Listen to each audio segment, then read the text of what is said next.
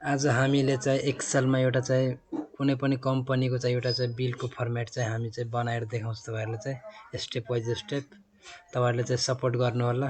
अब हस् तब सुरु गरौँ। यहाँ चाहिँ 5 वटालाई मर्ज गर्नुपर्ने हुन्छ। यहाँ मर्ज गरेर म र यसलाई पनि यी सम्म मर्ज गरेर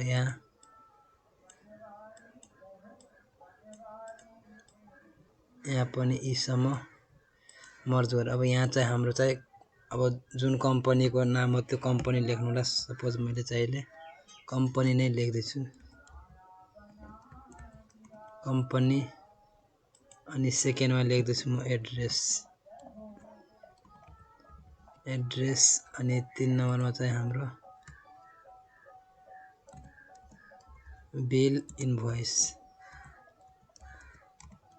इन्भोइस। अब यसलाई चाहिँ हल्का यतिसम्म ठिक छ। यसलाई चाहिँ बोल्ड गरिदिनु होला। यसलाई पनि बोल्ड गर्नु होला। र अब यहाँ चाहिँ हामीले चाहिँ लेख्नु पर्ने छ। यहाँ चाहिँ बिल नम्बर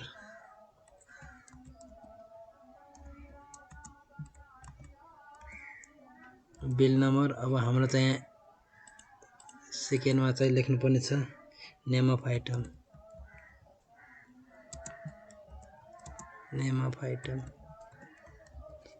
अब यो चाहिँ यहाँ आइसकेको छ अर्कोमा सेलमा। सो यसलाई चाहिँ यहाँ गएर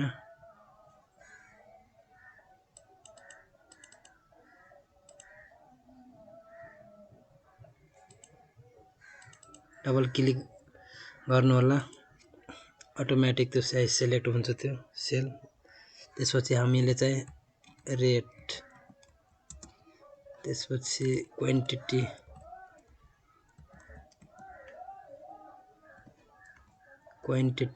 अनि यहाँ चाहिँ लास्टमा एमाउन्ट।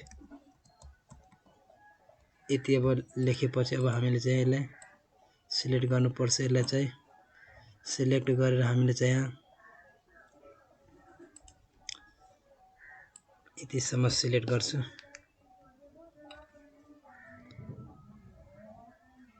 यतिसम्म सिलेक्ट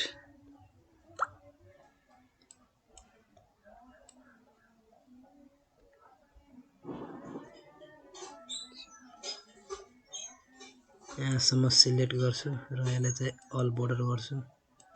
बोर्डरमा गएर अल बोर्डर गरेर यहाँ चाहिँ अब बिल नम्बर तपाईको चाहिँ जति बिल नम्बर छ त्यो चाहिँ बिल नम्बर लेख्नु होला। मैले सपोज 1 लेखे,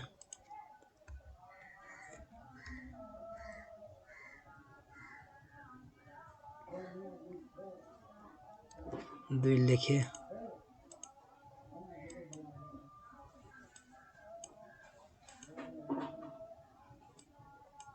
र यहाँ गएर मैले चाहिँ ड्र्याग एन्ड ड्रप गरिदिएँ तलसम्म।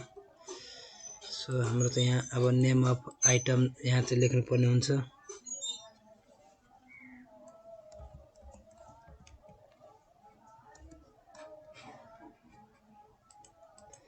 अलि म चाहिँ यहाँ फास्ट एन्ड फरवर्ड गरिदिएँ। अब यहाँ चाहिँ रेट लेख्नु पर्ने हुन्छ मलाई।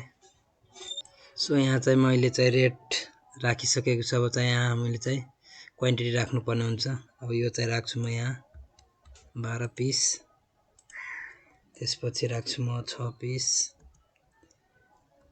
9 piece, 7 piece, 5 piece, 4 piece, 2 piece, 4 piece, 8 piece, 6। अब यति राखेपछि अब हामीले चाहिँ लास्टमा निकाल्नु पर्ने छ एमाउन्ट। अब एमाउन्ट निकाल्नको लागि तपाईहरुले चाहिँ के गर्नुपर्छ, यसलाई चाहिँ इज कस्ट टु दिनु होला। तपाईहरुले चाहिँ इज कस्ट टु अनि यसलाई सिलेक्ट गर्नु होला अनि इन्टु अनि यसलाई सिलेक्ट गरेपछि अब इन्टर गर्नु होला। हाम्रो चाहिँ यति आउँछ र यसलाई चाहिँ यहाँ ड्र्याग एन्ड ड्रप गरिदिनु होला। यहाँ हाम्रो चाहिँ आउँछ। अब चाहिँ हामीले चाहिँ यहाँ सिलेक्ट गर्नुपर्ने हुन्छ 3 वटा र यहाँ चाहिँ अल बोर्डर गर्छु म। अल बोर्डर गरिसकेको छु र यसलाई चाहिँ यसलाई चाहिँ मार्जिन गर्छु, यसलाई पनि मार्जिन गरेर यहाँ चाहिँ सिलेक्ट गरेर यहाँ चाहिँ मार्जिन, यहाँ चाहिँ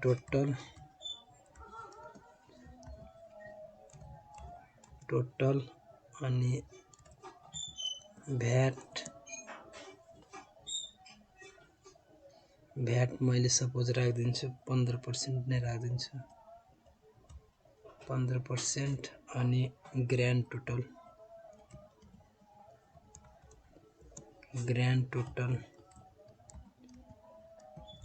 यति राखिसके र अब यसलाई गर्नको लागि टोटललाई गर्नको लागि हामीले चाहिँ गर्नुपर्ने काम के हो, अटो सम यहाँ छ, त्यसलाई चाहिँ सिलेक्ट गर्नु होला र यहाँ चाहिँ इन्टर गर्नु होला। यहाँ चाहिँ आइसक्यो हाम्रो।